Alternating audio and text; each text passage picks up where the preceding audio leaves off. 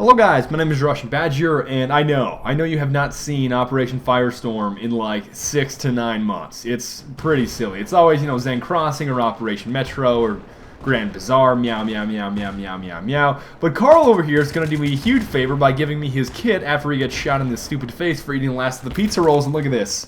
Okay, I pick up Carl's kit and, don't do it, young blood! Don't do it, young blood!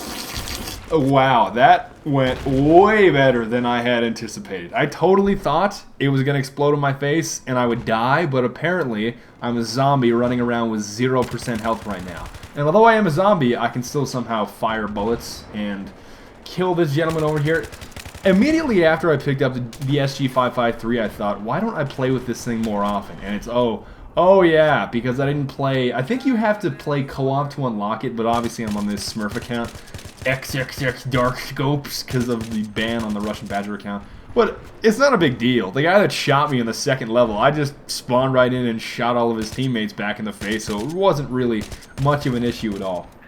And then it turned into such a roof monster. You will see later on in this game, such a roof monster. But what I really wanted to talk about is Aftermath. No, excuse me, I always think Aftermath. And I was like, no, Aftermath is not the last DLC, bro.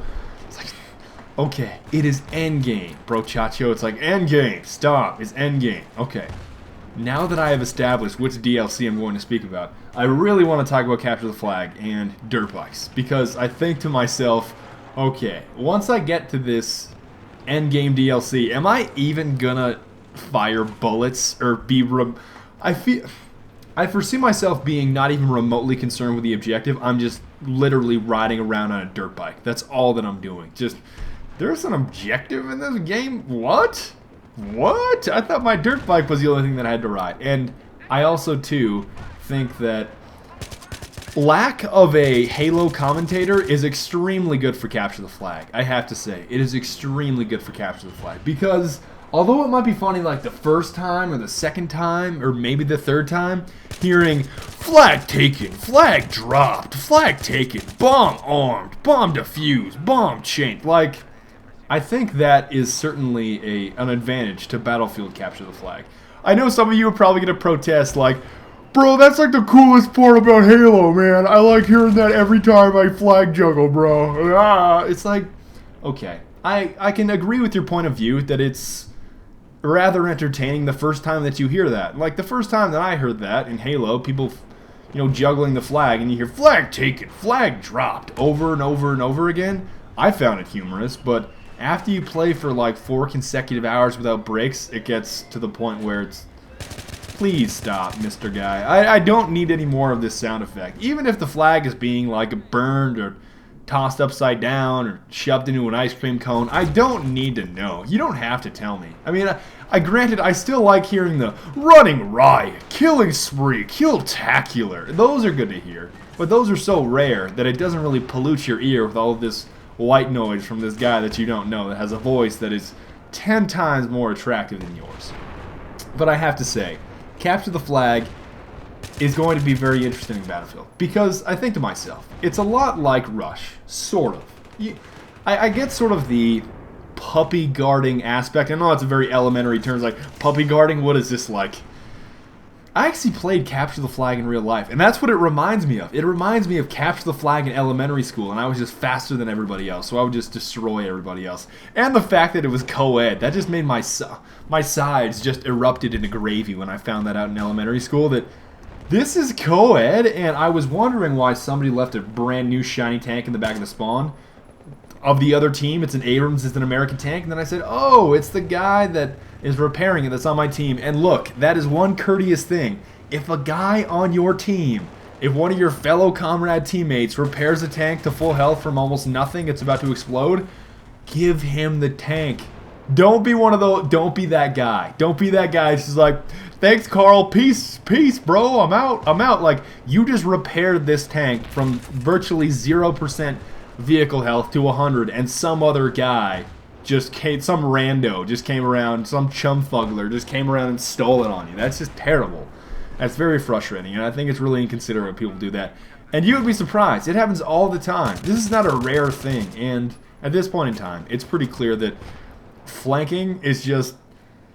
Oh my... Oh lord, that's so much C4. I was thinking at the time, how am I supposed to dodge that? There are like... not quite hundreds. I was going to say literally hundreds, but that would be a complete lie, because you can see they're not hundreds of C4, and yet again, the flanks, people just don't expect it. Crawling into the spawn like this, I guess you could call it unethical or sort of catfishery, but whatever. I'm not really all that concerned. At this point in time in the game's lifespan, I just sit there and say I do what I want, and whatever brings me any sort of enjoyment, I just happen to do in Battlefield. No matter how terrible it is, you'll see later on in the game I end up lurking on a rooftop, and yes, I really goofed up my accuracy here, but the silenced M9 cleans up what the AN-94 does not. It's that simple. And beyond that, I would like to say that I thought it was very interesting how I just didn't get how lurking on a roof would be so lucrative, but that's still later on. I want to continue with this sort of endgame discussion. I know it comes out in March, not for another month or so, but yes, I am extremely excited about the dirt bikes. And the main reason why is that I don't know if you guys ever played ATV Offroad Fury 2 for the PS2. It's basically, okay, I'm going to come up with 3 words to describe it. Awesome, awesome, and awesome. And did I mention awesome? It's almost like if you ask somebody who are the 5 best rappers of all time, they would easily tell you Dylon, Dylon, Dylon, Dylon, and Dylon, because he spits hot fire. And at this point in time, yes, I did get shot in the face by a Class monster, but I'm really not all that... I'm not all that concerned about it. You could say that I ain't even salty, bro. I ain't even mildly salty. And that's simply because it's not a big deal. Because I go back and I end up killing 2 of his teammates. But look at this. Okay, so I get 2 of his teammates, and then I get severely damaged by this guy who happened to be shooting through the window because I can't climb through this. It's always such a struggle fest. And okay, so he gets me with the Sega as he gets shot in the kneecaps, and this just turns into this discussion. Like, I called him up for using a Sega, and then he said 2013, not using a Sega, and then he goes on to say something else. And it's just, oh god. He just goes full plebeian, it's kind of bad. But, troll harder flip. Oh gosh, that's just terrible. But he uses it throughout the entire game, and believe it or not, later on, I'm forced to use a USAS because I'm running out of ammo for the A94. I know it seems very far-fetched because at this point, you're looking in the bottom right and you're seeing, okay, that's 217 bullets plus 31 more. How do you go through all of those without dying? And you'll see in just a second. And okay, where's your Sega now? Where did it go? It rose to John, bro. But yet again, I wanted to say that I think just simply the motorcycle or the dirt bike aspect of Endgame is so appealing to me, it's not even funny.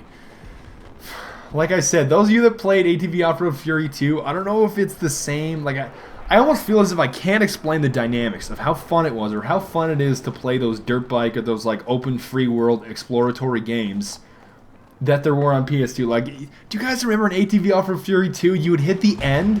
There was this end of the game. Okay, let me explain this to you. It's not like, oh, Badger, I beat the game, and I completed it 100%, and I got all these achievements and Xbox Live points, and they sent me $5 in my mail. It wasn't exactly like that. It's like you are traveling on a closed map, or it's a map that has a limited amount of space, like it doesn't continue forever. So once you hit the end of it, you just go flying off in a different direction. If I can find a video, I'll link it in the description. It is so silly, and it's very funny. And I don't know why, but these guys could just not see me. And an entire magazine, I don't think I hit them, I think I hit them like once or twice, or not at all. But it's just, the suppressed M9 I'm not good with, especially from distance, but they just did not see me. Like, I could just sit there and reload. And then it just turns into, okay, obviously he's not going to get anywhere because the N94, if I see you first, you're pretty well going to die. Even though I'm not good with it. You guys can see that my accuracy is it's mediocre. Oftentimes I get kills just by spamming it and just the higher rate of fire overpowers you. But yeah, sure, I can get a few little streaks like this. But see, even there, that's not that accurate. That's 30 bullets for 2 guys. From that range, it's not really a paramount. That's not any kind of brilliant display in terms of accuracy. But I can still get it done. You'll see I get a lot of lucky headshots simply because the recoil is all vertical. You get a lot of lucky headshots like that. And yes, for those of you that are asking, I sort of ditched the idea of You know, Badger, on this account, I thought you were never going to use an attachment. Well, I sort of dissed that idea just because I thought, this is so boring at this point. Like, all that I can use that's not... Like, try using the FAMAS with no attachments and tell me how fun it is. And you will not say, gee, Badger, I had a wonderful time playing Battlefield that day. You will not say that. It is terrible. Some guns in the game are just terrible. Other ones I almost prefer with iron sights. The UMP is very good with iron sights. So the AEK is also good with iron sights. There's a lot of ones that...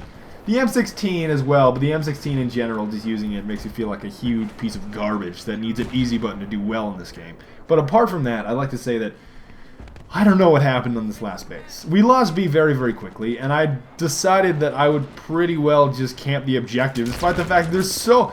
I think a guy in the opposing team just crashed his jet into A just to sort of, you know, like the remnants or the debris or whatever is left of his plane's fuselage. He just sort of just parked it there to try to block everybody off so they couldn't defuse the objective.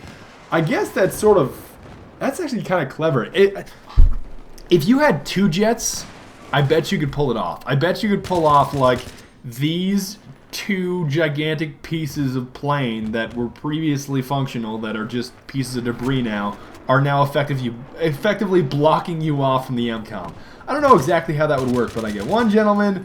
I don't know where the recon went. Like, okay, I get the one gentleman. I overpower this guy with the N94, and it's just, where did the cloth monster go? I don't, like, is he a ghost or something? He's just like, where did he go? And yet again, I have still not died. Remember that point in time where I had 217 bullets plus 31 in the magazine and one in the chamber? Okay, 30 in the magazine, one in the chamber. I know you guys are going to get on me about that. Just like, bro, it's not a Smith & Wesson, it's a Beretta. Bro, it's not a magazine, it's a clip. It's not a gun, it's a weapon. It's like, and yes, I was forced to pick up this thing because it's the only thing that was around there that somebody didn't want to use or was not out of bullets. Just happened to be the USS, everybody's favorite. And yes, okay, before you overload the comment section with, oh man, a USS Pro stands for you suck at shooting and you're 12 years old. Yes, we can sort of bicker on about that sort of thing. And yes, actually, I get one kill before I go down, before I get killed by that same gentleman with the Sega 12K.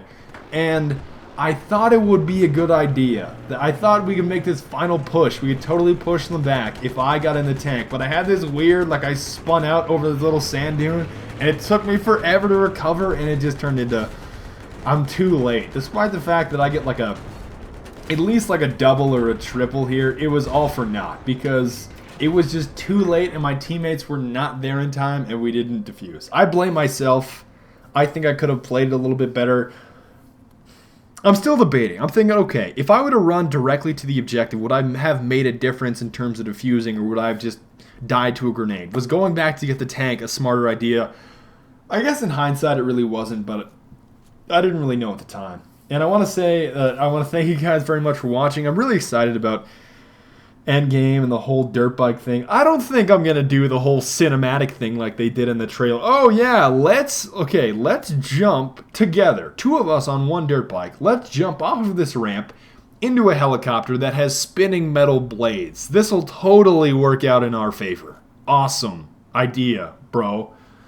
But I thank you guys very much for watching. Obviously, you probably, at this point in time, well, I'm live streaming if it's still Saturday night, but if it's not Saturday night, it's just, you're going to go to my live stream page and be like, oh, I guess I missed it. And you're going to be really, actually let down or excited, because those of you that really don't like live streaming, you're probably excited that it's not going on.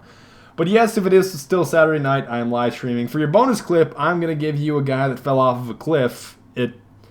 I just love Battlefield when it happens. It happens pretty often, but I usually don't get to capture it like I do here. With the gleaming sunlight directly in my eyes, burning into my retinas, it's sort of a funny shot. But I will leave you with that guy falling off the cliff. I want to thank you guys very much for watching. I will see you guys next time.